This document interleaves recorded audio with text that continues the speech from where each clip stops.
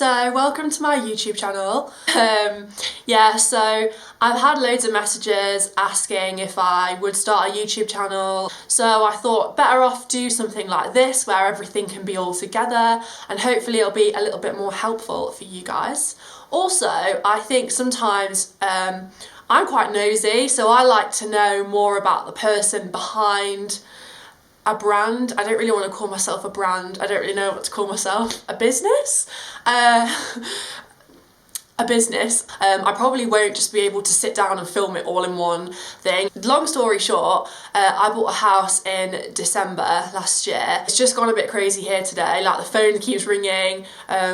We've got deliveries coming, there's furniture, we don't know where to put it all. If you wanted to know a bit more about that, or you wanted to see like some moving in videos or like house tours, whatever. So yeah, I thought it would be good in this video just to like broadly touch on a few questions, and then definitely I've got ideas for tutorials, and obviously if you are interested in other aspects of my life, then I'll probably film things like that too. Decorating a house. No, not decorating, that's a bit ambitious. What I mean is putting furniture in a house.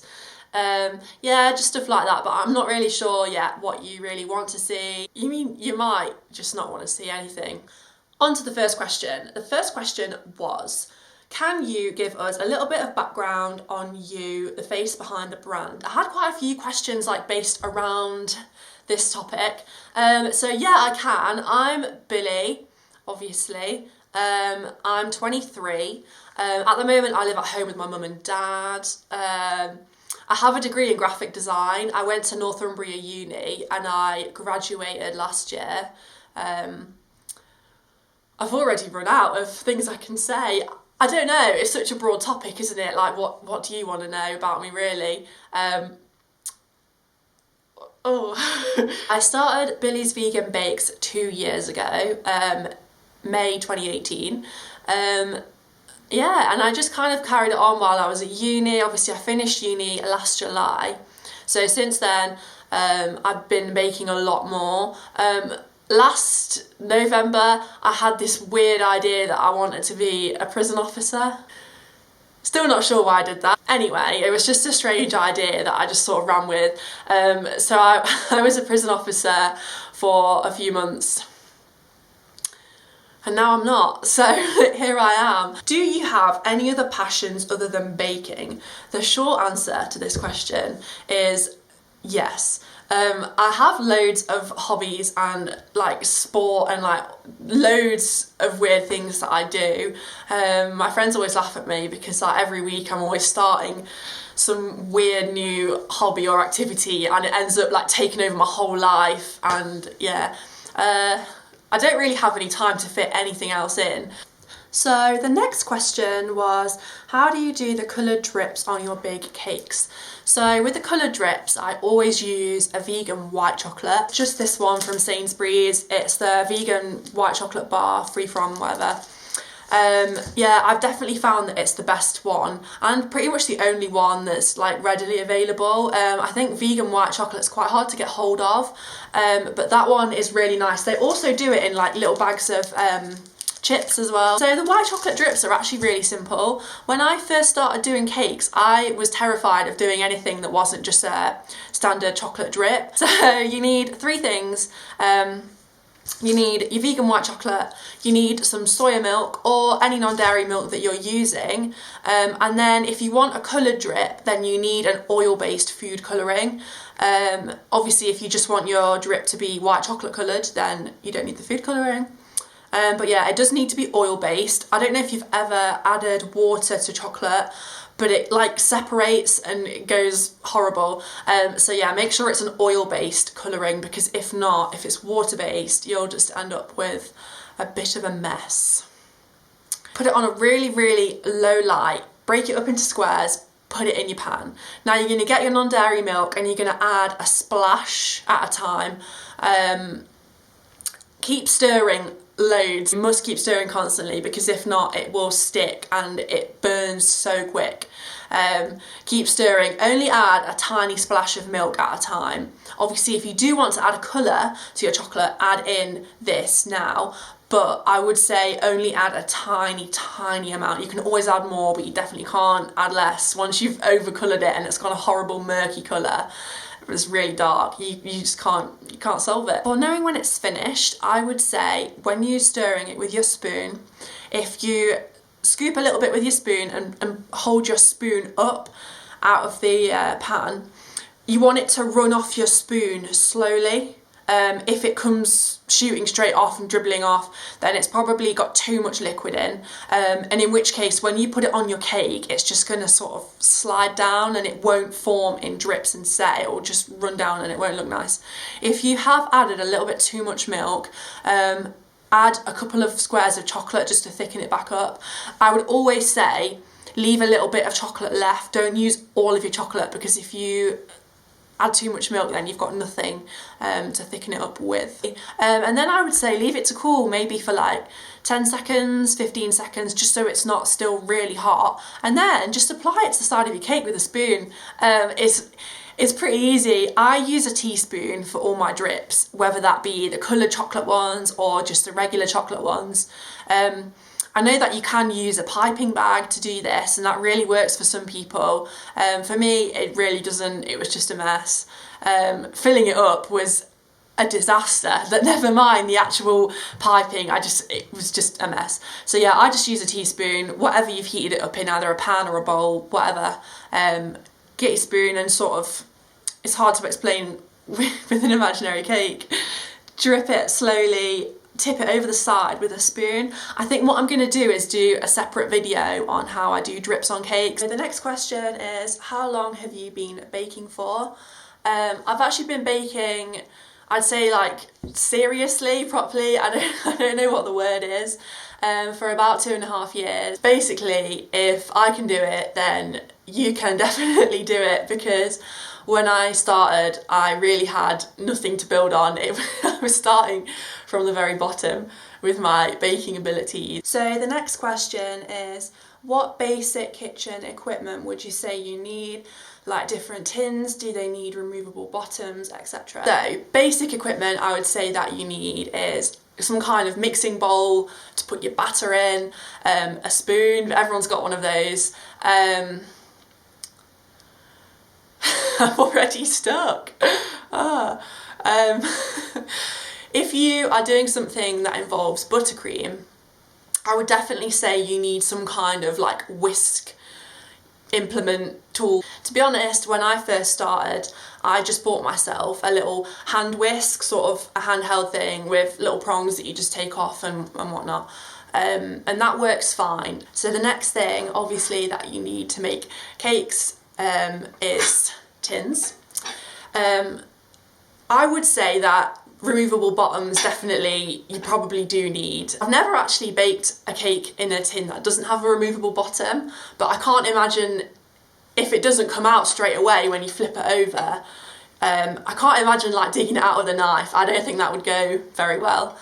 So yeah, basically the premise of these is that you take your cake out of the oven. I usually leave mine to sit in the tins for about between 10 and 20 minutes.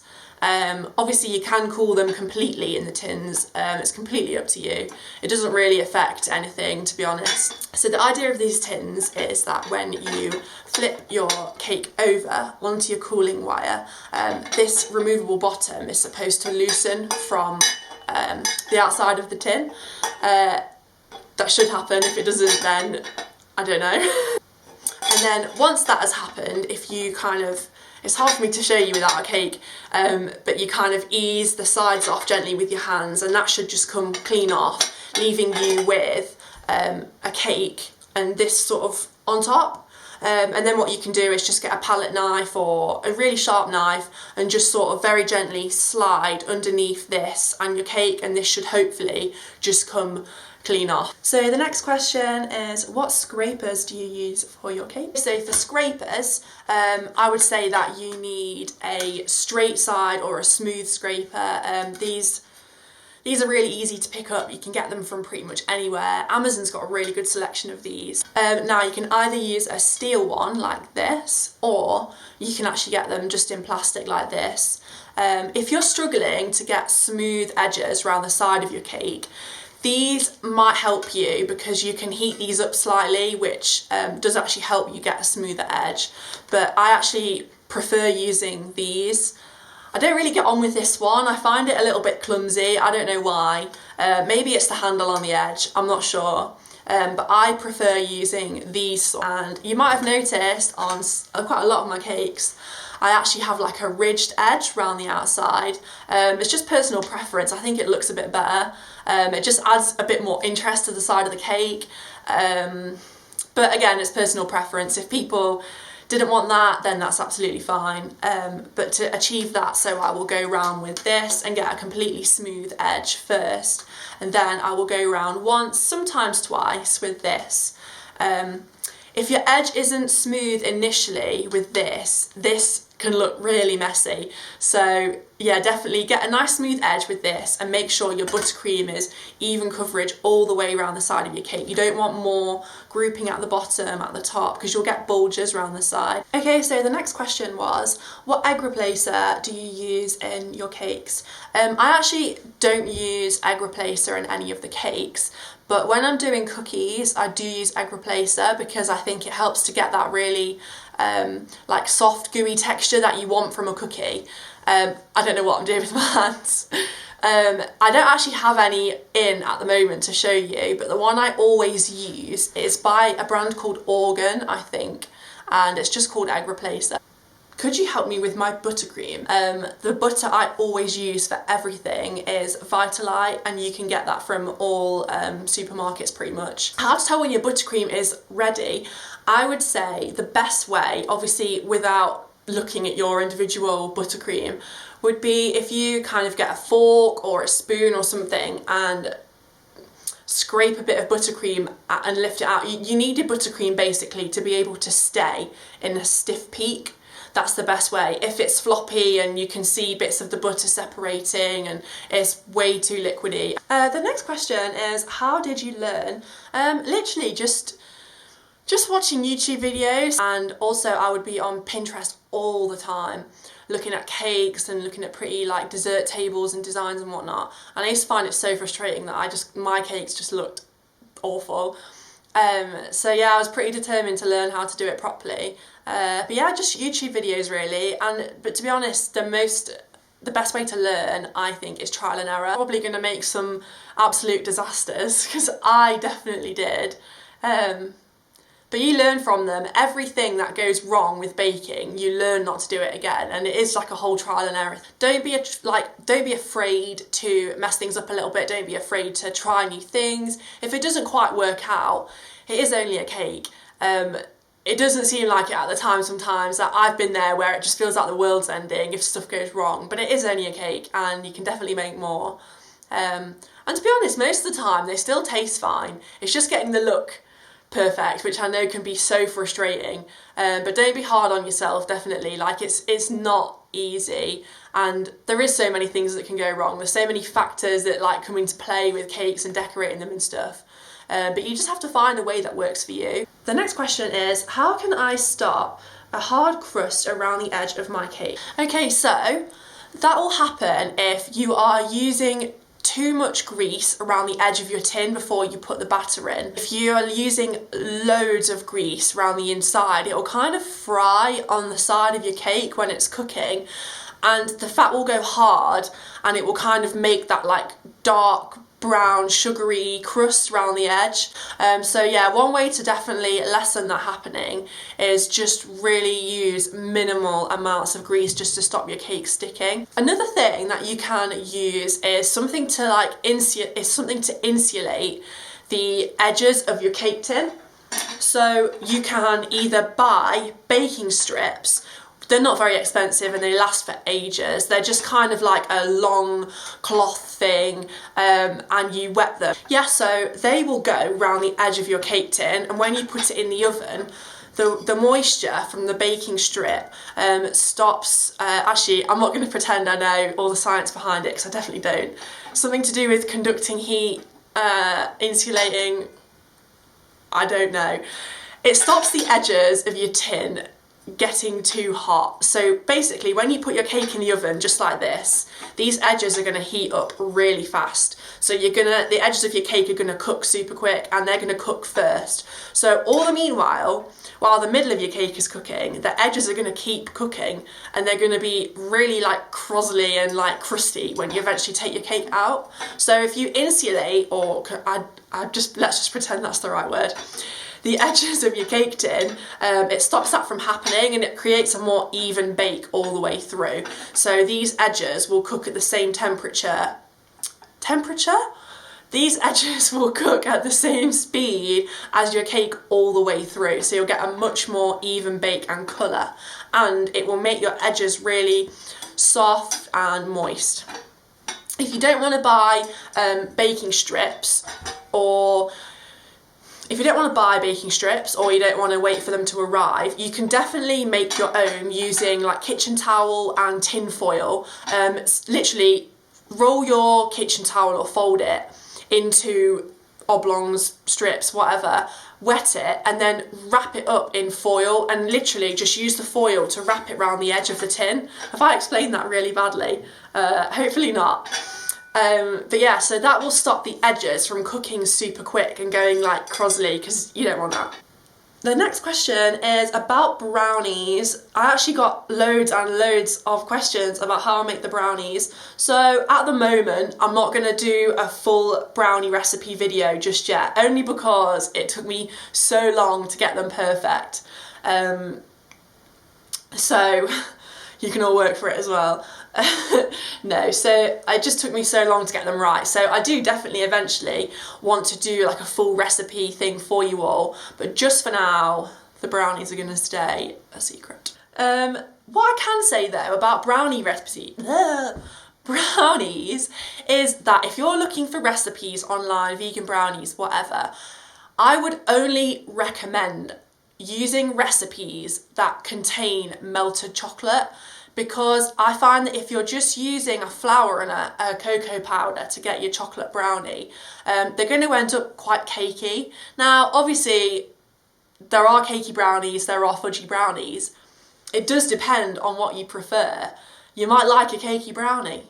I personally don't. Only look at recipes that contain melted chocolate, because basically, when the chocolate is combined with all the other ingredients and it's melted, when your brownies are out of the oven and they're cooling, they kind of end up with that fudgy texture, because your chocolate's mixed with the other ingredients, the wet ingredients, and it will set but not quite set. So you end up with, I think I've said this about 100 times, you end up with a fudgy texture.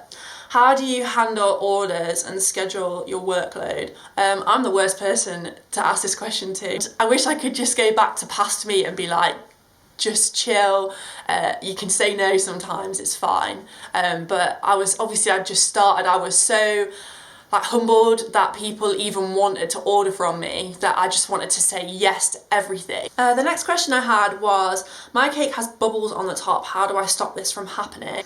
What I found with the bubbles, the best way to get rid of them is don't overbeat your mixture. So when you've combined your wet ingredients with your dry, you want to mix so it's just all dissolved. You want them to be just combined. So obviously you want to get rid of all your lumps of flour, whatever you've got hanging around in the bowl. I do actually have loads more questions, but I feel like I've just talked for ages and ages.